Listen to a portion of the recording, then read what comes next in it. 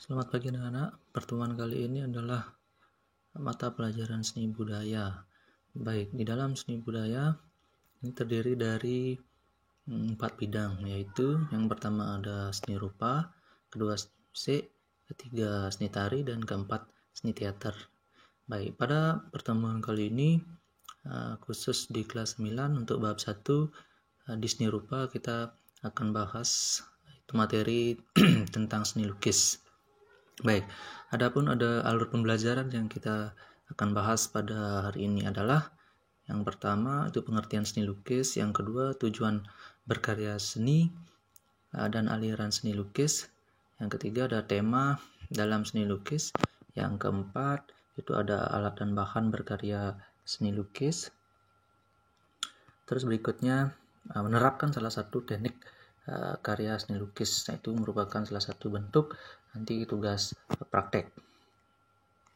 Baik, berikut kita langsung masuk ke materi yang pertama. Pengertian seni lukis. Jadi di sini ada tiga pengertian tentang seni lukis, yaitu yang pertama di sini disebutkan bahwa seni lukis yaitu adalah pengembangan dari menggambar biasanya memiliki keunikan tersendiri, baik seperti tema, corak, dan teknik atau bahan. Yang kedua, melukis yaitu kegiatan mengolah medium 2 dimensi atau permukaan datar dari objek 3 dimensi untuk mendapatkan kesan tertentu dengan melibatkan ekspresi, emosi, dan gagasan. Jadi untuk menciptakan suatu karya seni, lukis itu kita harus benar-benar melibatkan ekspresi, emosi, dan gagasan untuk menampilkan karya yang utuh. Dan yang ketiga, lukisan adalah salah satu pengalaman artistik yang ditumpahkan ke dalam bidang dua dimensional dengan menggunakan warna dan garis. Jadi itu yang ketiga, itu adalah merupakan pengertian dari lukisan. Jadi adalah pengalaman artistik yang mungkin kalian miliki, itu ditumpahkan atau diluangkan dalam dua bidang dimensional, bidang datar menggunakan ini ada warna dan garis. Baik, jadi itu merupakan pengertian dari seni lukis dan lukisan. Baik, berikut kita ke materi berikutnya, itu tujuan berkarya seni lukis. Dilihat dari tujuan, jadi karya seni lukis itu memiliki beberapa tujuan. Jadi diantaranya yang pertama di sini ada tujuan religius, yang dimaksudkan yaitu lukisan bisa dikatakan atau difungsikan untuk mendekatkan diri dengan sang pencipta, atau biasanya lukisan itu dijadikan simbol-simbol kepercayaan. Salah satu yang bisa kalian lihat pada tampilan ini adalah ini. Jadi ada lukisan Ganesha, jadi di mana Ganesha itu diibaratkan adalah simbol dewa untuk kepercayaan ya. Jadi ini simbol sebagai dewa untuk kepercayaan. Biasanya sering Ganesha ini dipuja salah satu umat. Jadi ini dipakai adalah simbol kepercayaan, yaitu lukisan yang difungsikan sebagai simbol-simbol kepercayaan. Berikutnya ada tujuan kritik sosial. Jadi kritik sosial di sini adalah bentuk corak lukisan berupa kesenjangan sosial, itu bisa berupa peristiwa politik serta perilaku kehidupan dalam masyarakat. Seperti contoh berikut ada gambar. Nah, di sini ada gambar yang ditampilkan itu sekumpulan 3 anak. Jadi yang satu memegang mobil, yang kedua itu tidak boleh sama sekali memang memegang mobil. Jadi maksud dari gambar ini adalah kesenjangan di sini antara yang kaya dengan yang miskin, di mana yang kaya di sini mampu membeli istilahnya mainan yang mereka suka, sedangkan yang miskin ini jauh dari hal tersebut sebaliknya. Jadi seperti itu karya lukis dibuat sebagai tujuan kritik sosial. Nah, berikut kita masuk ke tujuan ekspresi. Nah, di sini merupakan karya lukis bisa menjadi media ekspresi diri. Nah, ini juga sebagai media mencurahkan emosi perasaan seperti sedih, tertawa, dan gembira sebagai objek lukisan. Baik, berikut adalah contoh jadi media ekspresi. Jadi ekspresi orang, bagaimana orang dalam keadaan sedih itu dibuat lukisannya jadi keluar air mata. Jadi di sini seolah-olah ekspresinya tampak kelihatan nyata, itu sedih. Jadi ini adalah salah satu lukisan yang tujuannya sebagai ekspresi. Berikut tujuan komersial. Nah, penciptaan karya lukis sekarang tidak hanya untuk memenuhi kebutuhan pribadi, jadi tujuan komersial juga sering kita temukan di pasar. Jadi di sini lukis difungsikan untuk mementingkan segala aspek komersial untuk memenuhi kebutuhan fisik semata. Jadi salah satu contoh di sini adalah penerapan salah satu contoh lukisan di kalau tidak salah ini adalah talenan. Jadi talenan itu kalau sudah dilukis mungkin ini salah satu bentuk yang bisa nanti kalau jadi produk diperjualbelikan, itu sifatnya komersial. Nah, dan satu adalah ini karya lukis diterapkan pada topi. Jadi topi-topi petani yang terbuat dari bambu itu dilukis sedemikian rupa, hasilnya cukup artistik. Nah, ini juga difungsikan sebagai tujuan lukis untuk komersial, jadi diperjualbelikan. Baik. Nah, berikutnya kita masuk ke gaya dan aliran karya seni lukis. Di sini kalau dilihat aliran gaya karya-karya seni lukis ini cukup banyak. Nah, ini yang pertama digolongkan menjadi dua. Gaya aliran lukis dapat digolongkan menjadi dua. Yang pertama ada yang disebutkan representatif. Ini berarti perwujudan keadaan nyata. Jadi pada kehidupan masyarakat dan gaya alam. Nah, ini representatif ini dibagi menjadi yang pertama ada aliran naturalisme. Nah, ini naturalisme yaitu cara lukisan yang penggambarannya sesuai dengan keadaan alam, melukis dengan alam yang nyata. Nah, ini bagaimana alam dibuat secara nyata di permukaan kanvas. Nah, ini disebut salah satu contoh aliran naturalisme. Jadi dalam gaya aliran seni lukis. Nah, ini bagaimana orang-orangnya dibuat secara warna-warna padi yang menguning itu dibuat sedetail mungkin. Jadi seolah-olah gunungnya, panorama gunung dan warna. Jadi ada rumah di sini, kelihatan nyata sekali bagaimana alam itu dibuat di dalam salah satu media kanvas. Berikut ada aliran realisme, yaitu aliran yang memandang dunia ini tanpa adanya sesuai kenyataan dan tanpa menambah mengurangi objek tersebut. Bagaimana karya tersebut dibuat? Salah satu contoh di sini adalah lukisan foto. Jadi potret diri, bagaimana potret itu dibuat secara sedetail mungkin, semirip mungkin, baik dari warna, bentuk, tampilan, jadi seolah-olah nyata. Inilah yang disebut salah satu contoh karya realis. Jadi bagaimana tampilan wajah seseorang dibuat secara utuh, jadi dengan polesan warna yang kelihatan nyata ya. Jadi ini aliran realisme.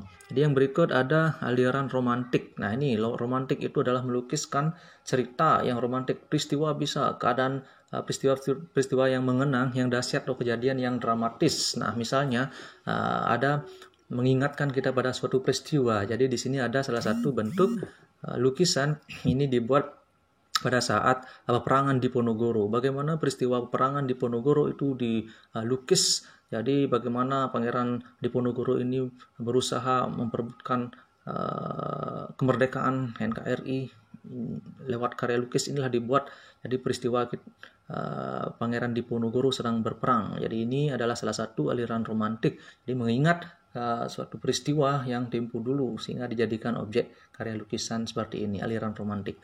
Berikut kita masuk ke aliran ekspresionis. Ini ekspresionis aliran seni rupa yang penggambarannya sesuai dengan keadaan jiwa sang perupa atau spontan pada saat melihat objek karyanya. Nah, ini salah satu contoh. Mungkin ada seniman sedang berjalan-jalan di seputaran Menara Eiffel di Paris, jadi seolah-olah dia terinspirasi dari Menara Eiffel itu sehingga spontan melihat Menara Eiffel dijadikan objek karya lukisan. Baik, seperti inilah hasil goresan dari aliran ekspresionis berupa garis-garis yang spontan. Jadi bagaimana dia melihat objek yang spontan. Jadi ini ada potret diri juga yang dibuat juga secara spontan. Jadi akhirnya jadilah karya lukis dengan aliran ekspresionis seperti ini. Nah, berikut kita masuk ke aliran impresionis, yaitu aliran seni rupa yang penggambarnya sesuai dengan kesan saat objek tersebut dilukis. Nah, ini impres. Jadi salah satu bentuk vas bunga, lukisan vas bunga yang ditampilkan di sini adalah apa adanya. Jadi seperti inilah salah satu bentuk objek yang dibuat dalam aliran impresionis. Di bagaimana keadaan objek tersebut aslinya dibuat seperti ini ya. Jadi berikut kita masuk ke aliran surrealis, yaitu aliran seni lukis yang menggunakan bentuk dan warna-warna seperti dalamnya mimpi. Jadi alam khayal. Jadi pelukis kadangkala menciptakan karya seni itu di luar batas. Jadi kewajaran mungkin dalam khayal atau mimpinya terlintas pikirannya untuk menyampaikan gagasan melalui bentuk-bentuk karya seni lukis, dan hasilnya adalah seperti ini. Ini adalah salah satu bentuk aliran surrealis, di mana di dalam gambar ini adalah mungkin anak-anak bisa lihat gambarnya atau corak-corak dalam lukisan objeknya ini ada berupa jam. Ini kalau dipikirkan secara langsung mungkin tidak nyambung, tapi inilah gaya surrealis, jadi melebih-lebihkan sesuatu bentuk melalui perasaannya. Jadi seseorang ini khayalan, lebih banyak ke jenis lukis-lukis yang bertemakan khayalan. Jadi ini adalah aliran surrealisme, bisa anak-anak lihat.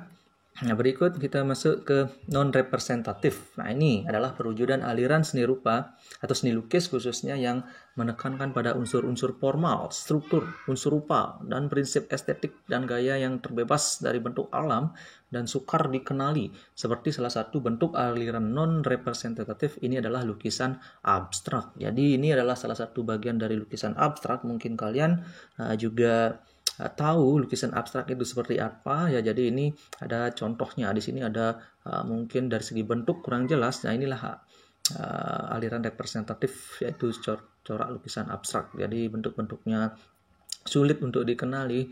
Ini tergantung dari seniman atau pelukis sendiri. Jadi ini adalah salah satu bentuk tidak terpaku pada bentuk-bentuk alam, jadi bebas. Jadi non representatif ini lebih bentuknya bebas. Nah, berikut aliran kubisme. Nah, ini ada aliran karya lukis yang bentuk dasarnya kubus. Jadi kubus itu dikombinasikan jadilah karya lukis bentuk kubisme. Nah, ini adalah salah satu bentuk. Jadi karya lukis kubisme di dalam lukisan tokoh ini ada bentuk-bentuk kubus yang disusun menjadi satu kesatuan, sehingga hasilnya dengan perpaduan warna hasilnya jadilah karya lukis seperti ini. Ciri khas dari kubisme. Nah, ini. Terus tema di dalam seni lukis itu dibagi menjadi beberapa tema di dalam seni lukis, karya seni lukis. Salah satunya adalah manusia dengan dirinya sendiri. Nah, ini kadang dalam pengungkapannya seorang menggunakan potret diri jadi sebagai objek lukisan. Kadang-kala potret-potret diri yang terbaik itu bisa dijadikan salah satu bentuk tema di dalam lukisan. Salah satu contoh adalah potret diri. Nah, ini contoh potret diri Basuki Abdullah. Ini adalah pelukis yang terkenal pada masanya. Jadi di sini dia menampilkan dirinya sendiri dilukis. Nah, ini adalah tema manusia dengan dirinya sendiri, potret diri. Contoh karya Basuki Abdullah. Nah, berikut ada manusia dengan manusia yang lain. Jadi di bumi ini kita diciptakan tidak hanya satu manusia, tapi ada manusia yang lain yang mungkin dalam kesehariannya cocok untuk dijadikan objek di dalam lukisan. Jadi salah satu contoh seputar anak misalnya, atau istri, nenek, orang tua, atau teman, atau objek bisa dijadikan objek lukisan. Nah, salah satu contoh nih mungkin ada wajah di sini pesepak bola terkenal dijadikan objek karya lukisan. Ini kalau tidak salah adalah Lionel Messi. Jadi di sini kelihatan tema lukisan manusia dengan manusia yang lain. Nah, ini contoh objek lukisannya. Berikut kita masuk ke manusia dengan alam sekitar. Kita tidak lepas dari alam, jadi penerapan atau penciptaan karya lukis itu tidak lepas dari bentuk-bentuk alam. Salah satunya tema lukisan manusia dengan alam. Jadi alam itu sangat banyak menginspirasi seniman. Jadi salah satu contoh di sini adalah temanya pemandangan, ada gunung, laut, sawah, perkampungan, dan binatang, perkotaan sebagai objek-objek lukisannya. Jadi mungkin kalian tidak asing tentang tema-tema tersebut. Jadi salah satu contoh adalah ini manusia dengan alam sekitar, yaitu ini ada sekumpulan habitat yang hidup di alam. Salah satu bentuk adalah burung, dan di sini adalah flora fauna. Jadi ini adalah tema lukisan manusia dengan alam sekitarnya. Jadi ini contoh. Nah, berikut kita masuk manusia dengan alam benda. Jadi benda diciptakan juga ini ada tidak hanya satu bentuk benda, kadang benda memiliki juga bentuk-bentuk yang artistik, yang unik dijadikan objek karya lukis. Jadi di mana benda itu bentuknya dibagi menjadi dua, ada benda bentuk geometris dan ada yang bentuk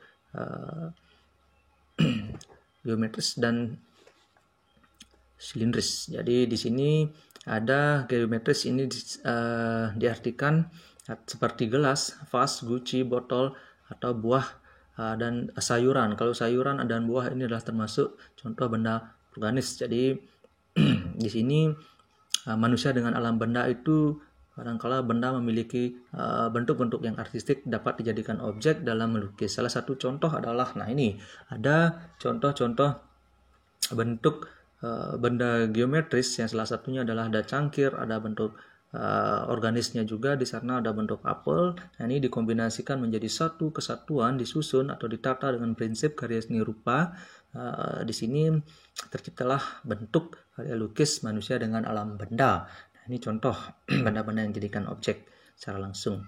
Berikut kita masuk ke manusia dan aktivitasnya. Nah, aktivitas juga kadangkala bisa dijadikan tema di dalam karya lukis. Jadi salah satu bentuk di sini menggunakan bentuk kegiatan aktivitas sehari-hari. Pengungkapannya kadang melukis kegiatan sehari-hari itu sangat menginspirasi. Apalagi di Bali ada istilahnya pasar, ada nelayan, ada orang menari, berburu, dan yang lainnya. Itu sangat cocok dijadikan objek tema di dalam melukis. Nah, salah satu contohnya adalah kegiatan aktivitas di pasar. Bagaimana kegiatan pasar? Jadi di sini ada interaksi antara orang dan orang yang lain. Di sini juga ada banyak benda-benda, buah-buahan, ada bunga. Jadi aktivitas keramaian di pasar ini sangat menginspirasi. Jadi bagaimana peristiwa di pasar itu dibuat sesungguhnya ke dalam satu karya seni lukis.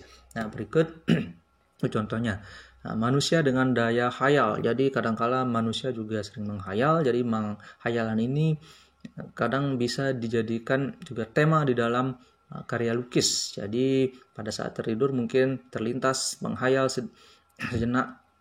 Nah, itu bisa dijadikan objek karya lukisan. Dan daya khayal itu adalah hasil karyanya seperti ini. Nah, ini ibaratkan orang yang menghayal ada lukisan yang hidungnya mungkin tidak mungkin ada orang seperti ini. Jadi inilah karya yang diciptakan melalui mimpi. Jadi mimpinya itu dicurahkan ke dalam karya seni lukis. Ini seperti ini.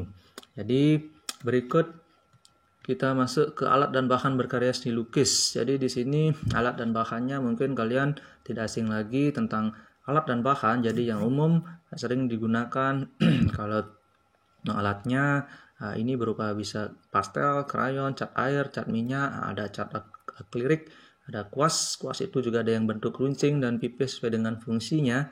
Jadi di sini ada pisau palet, ini bisa difungsikan sebagai alat untuk melukis. Palet ada tempat warna. Nah, bahannya di sini ada kadang melukis juga tidak hanya di bidang datar yang sering kita jumpai, di sini bahkan ada yang di bahan benda-benda yang tidak lazim. Jadi di sini yang umumnya adalah kanvas. Ini kanvas yang sering kita gunakan. Teknik berkarya seni lukis. Yang pertama di sini ada teknik-tekniknya dalam karya seni lukis. Ini ada teknik cat air, akuarel. Nah, akuarel itu biasanya sifatnya transparan, menerapkan sapuan dengan warna yang tipis. Jadi cat yang paling cocok dengan teknik akuarel di sini adalah cat air.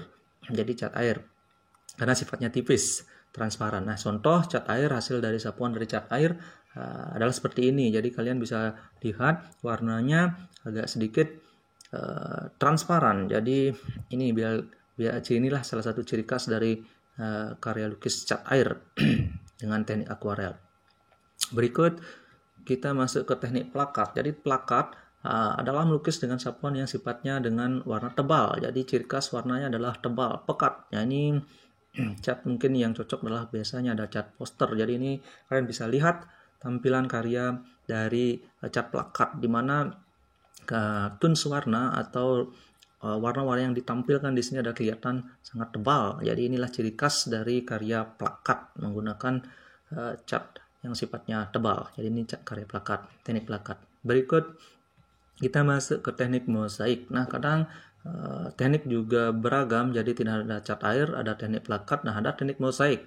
Mosaik itu pada umumnya adalah menempelkan pecahan kertas atau majalah sehingga atau limbah kaca sehingga menjadi suatu kesatuan objek, membentuk suatu objek tertentu. Nah, ini salah satu contoh karya dari teknik mosaik. Jadi bisa kalian lihat, jadi ini adalah tempelan-tempelan dari majalah bekas, potongan majalah disusun warnanya menjadi satu kesatuan sehingga terciptalah objek seperti ini. Nah, ini adalah teknik mosaik. Berikut kita masuk ke lukisan kaca. Nah, ini kaca pada umumnya adalah menggunakan media kaca. Nah, ini warna-warna yang digunakan juga adalah warna-warna yang khusus. Jadi kaca, media kaca. Jadi ini adalah salah satu contoh penerapan teknik lukis pada media kaca, contoh botol yang tidak terpakai. Jadi ini adalah tekniknya menggunakan teknik lukis kuas, jadi di media kaca pada umumnya. Ini berikut kita masuk ke lukisan batik. Jadi batik di sini umumnya adalah menggunakan malam atau lilin. Nah, ini ciri khas karya batik. Tapi di sini karyanya dimasukkan, istilahnya diterapkan pada permukaan kanvas. Jadi coraknya saja yang mengambil dari bentuk-bentuk karya batik. Dijadikanlah bentuk objek karya lukis dengan ciri khas lukisan batik seperti ini. Jadi contoh dari lukisan batik. Berikut kita masuk ke teknik pointillist. Jadi pointillist ini adalah menggunakan beberapa unsur titik, beberapa titik digabungkan menjadi satu kesatuan sehingga membentuk objek. Ini bisa kalian lihat dari teknik pointillist. Di sini banyak sekali unsur titik-titik yang ditampilkan sehingga membentuk satu kesatuan objek atau bentuk-bentuk yang diinginkan. Nah, ini kelihatan sekali gelap terangnya dari teknik pointillist. Ini ciri dari teknik pointillist. Nah, berikut adalah prosedur berkarya seni lukis. Nah, kita masuk ke langkah-langkah dalam berkarya seni lukis.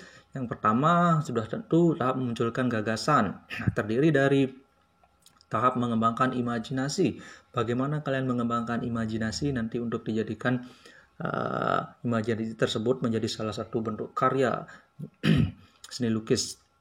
Bisa melihat objek secara langsung misalnya, jadi secara langsung itu nyata, objek-objek yang nyata itu direkam di langsung, istilahnya berhadapan dengan objek nyata, atau bisa melihat pada objek buku, majalah, atau sumber belajar lain, internet, objek-objeknya. Terus atau mengunjungi museum lukisan, barangkali pernah mengunjungi museum lukisan, teringat pada lukisan yang mungkin bagus, kalian ingat untuk jadikan objek-objek dalam berkarya. Terus langkah yang kedua adalah membuat sketsa atau rancangan awal. Jadi rancangan awal yang pertama adalah menentukan, dalam merancang karya lukis itu kita harus menentukan pertama sebelum rancangan adalah alat dan bahannya. Jadi ya, bahan apa yang kalian akan pakai, yang cocok, alatnya apa.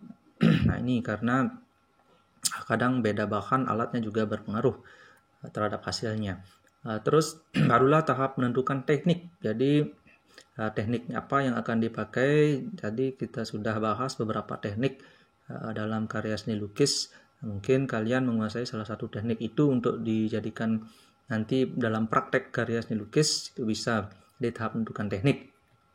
Yang kelima, barulah ada tahap mewarnai dan penyempurnaan lukisan. Jadi objek-objek yang kalian sudah buat dalam bentuk sketsa, itu tahap berikutnya adalah mewarnai dan menyempurnakan lukisan. Jadi biar seolah-olah lukisannya itu ditampilkan jelas, bagus, objeknya jelas dan artistik, memiliki nilai keindahan tersendiri.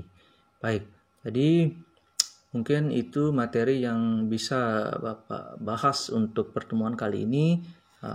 Untuk materi berikutnya kita bahas di pertemuan yang kedua. Baik, terima kasih.